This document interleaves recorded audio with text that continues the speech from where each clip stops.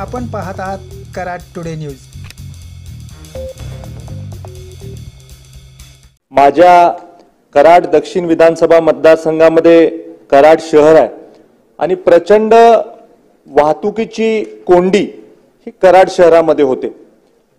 विट्याकडे जाणारी जी वाहतूक आहे, सांगली जिल्ह्यामध्ये विटा आहे आणि तिथे जाणारी वाहतूक जी आहे ती थेट हायवेवरनं विट्याला जाणाऱ्या रस्त्याकडे आपण घेऊन जाऊ शकलो तर शहरामध्ये वाहतूक कोंडी कमी होईल आणि त्यामुळे पंकज हॉटेल पासून नदी लगत जर का आपण एखादा नेकलेस रोड केला तर नदी लगत वाहतूक व्यवस्थित होऊ शकेल आणि शहरातली वाहतूक कोंडी कमी होऊ शकेल।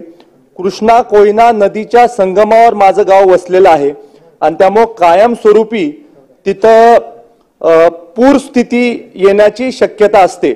अनेक वेळेला नागरिकांच्या समस्या होतात कारण पूर स्थिती निर्माण होते आणि त्यामुळे गॅबियन वॉलची उंची वाढवण्याचा सुद्धा प्रस्ताव हा भविष्य काळामध्ये आपल्याला घेणं गरजेचं आहे।